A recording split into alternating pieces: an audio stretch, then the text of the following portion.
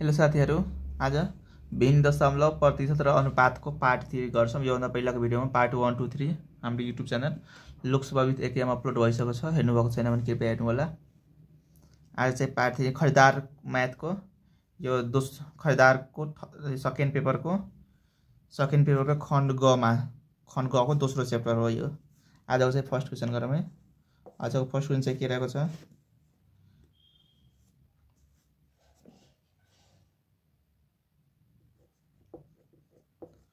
मट्टी तेलको मूल्य रु 60 बाट बढेर रु 70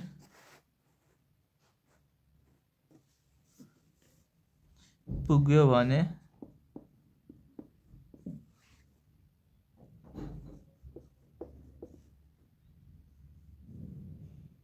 कति प्रतिशतले बढ्यो?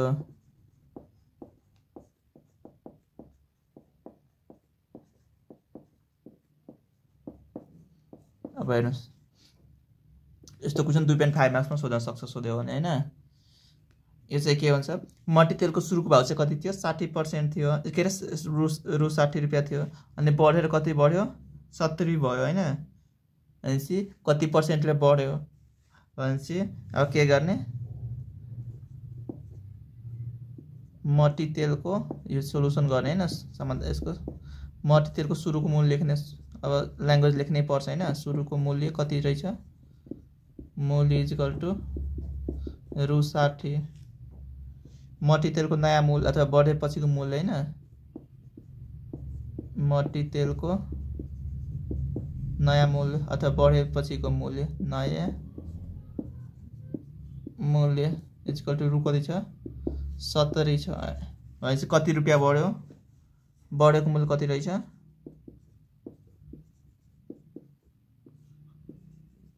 बढेको मूल्य इक्वल टु कति भयो? रु 70 माइनस रु 60 हैन। भनेपछि कति आयो? रु 10। भनेपछि प्रतिशत निकाल्नु पर्यो। बढेको प्रतिशत हैन, बढेको प्रतिशत,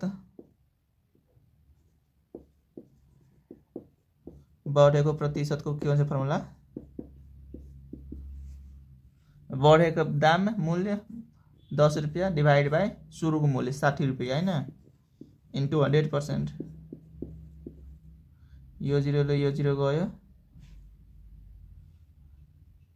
अब 50 गुणा 100, 3 गुणा 6, 50/3 भनेपछि कति हुन्छ?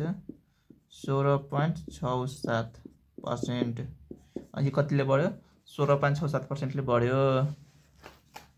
के रहेछ? मट्टी तेलको मूल्य सुरुमा 60 थियो, 60 बाट बढेर कति भयो? 70 भयो। भनेपछि कति प्रतिशतले बढ्यो? मट्टी तेलको सुरुको मूल्य चाहिँ 60, नयाँ मूल्य 70 भयो। भनेपछि बढेको मूल्य कति भयो? 70 माइनस 60 गरेपछि 10 आयो हैन। भनेपछि प्रतिशत निकाल्ने। जहिले पनि अब बढेको प्रतिशत निकाल्नु पर्यो भने कम लिने, तलतिर कम। अनि घटेको प्रतिशत भएको भए यो कति यो लिने, बढी लिने। बढी जहिले पनि घटेको भयो भने तल बढी लिनुपर्छ, बढेको प्रतिशत भयो भने तल कम लिनुपर्छ, उल्टो गर्नुपर्छ। ल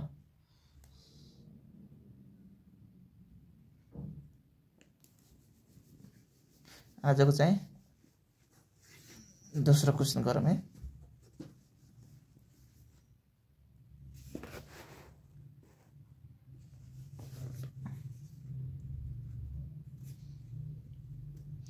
आजको क्वेसन नम्बर 2, रामको प्रति महिना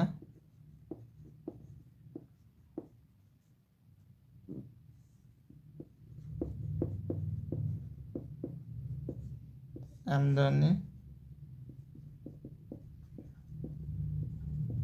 रु 10,000 छ।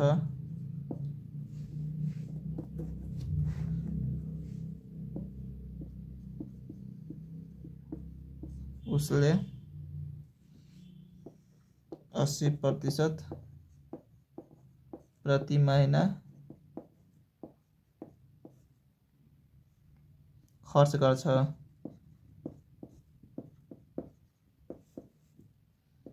भने उसको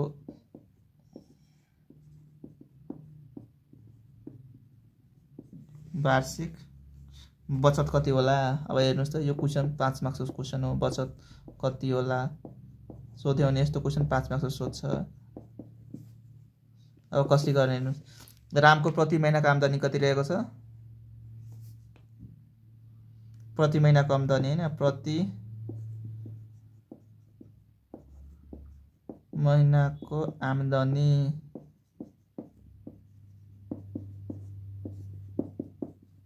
रु 10,000 हैन। उसले 80% बचत गर्छ हैन। प्रति महिना कति बचत गर्छ। बचत प्रतिशत हैन, प्रति महिनाको बचत प्रतिशत। प्रति महिनाको बचत प्रतिशत कति रहेछ। बचत प्रतिशत इक्वल टु 80%। भनेपछि कति बचत गर्दै रहेछ निकाल्नु पर्यो हैन। बचत रकम, बचत प्रति महिनाको हैन। प्रति महिनाको बचत रकम निकाल्नु पर्यो। प्रतिशत दिएको छ हैन। प्रति महिनाको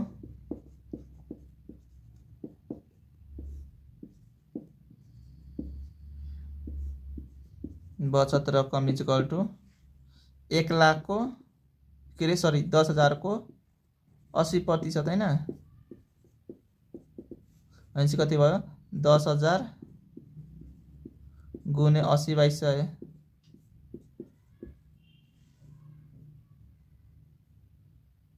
यो उसले 80% प्रति महिना खर्च, यो खर्च भनेको छ। यो खर्च हो, खर्च प्रतिशत दिएको छ। भनेपछि प्रति महिनाको खर्च रकम निकाले भयो। यो चाहिँ खर्च भनेपछि कति भयो। खर्च रकम कति भयो। यो दुईटा जिरोले एउटा यहाँको जिरो गयो हैन। भनेपछि कति आयो रु 8 मा 3टा जिरो भनेपछि 8,000। रु 8,000 उसले 10,000 मा 8,000 खर्च गर्यो भनेपछि कति बचत गर्यो। बचत रकम प्रति महिनाको बचत रकम हैन। यो चाहिँ लेख्न छुटाउनु भएन किनभने यहाँ त वर्षको पनि सोधेको छ नि त। प्रति महिना कुन छ, वर्ष कुन छ, त्यो चाहिँ प्रति महिनाको बचत रकम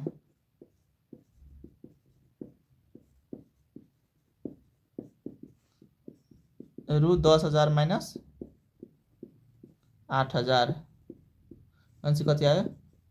1 महिनामा उसले 2,000 रुपियाँ बचत गर्दो रहेछ। अनि के सोधेको छ उसको वार्षिक बचत कति रहेको छ। भनेपछि वार्षिक कति रुपियाँ बचत गर्दो रहेछ। महिनामा चाहिँ 2,000 बचत गर्छ भने वर्षमा कति हुन्छ। भनेपछि 1 वर्षमा कति महिना हुन्छ 12 महिना। 12 गुणे 2,000 हैन। भनेपछि 12 दुना 24,000 भयो रु 24,000। अत लास्टमा लेख्नुपर्छ हैन। अत रामको प्रति महिना के रे रामको वार्षिक बचत रु 24,000 रहेको छ। यति लेखेपछि 5 मार्क्स आउँछ।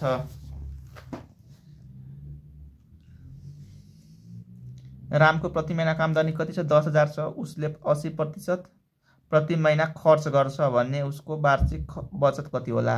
महिनाको इन्कम चाहिँ 10,000 आम्दानी, महिनाको खर्च चाहिँ कति छ 80%। भनेपछि कति रकम खर्च गर्यो 10,000 कति 80% भनेपछि 8,000 रुपियाँ खर्च गर्यो। भनेपछि बचत कति गर्यो। बचत भनेपछि के हुन्छ 10,000 आम्दानी छ 8,000 खर्च भनेपछि कति बचत भयो 10,000 माइनस 8,000 2,000 बचत भयो। भनेपछि अब वार्षिक बचत निकाल्नु पर्यो। अब 1 महिनामा चाहिँ 2,000 बचत गर्छ भने वर्षमा कति गर्छ 12 दुना 24,000 रुपियाँ बचत गर्दो रहेछ। ल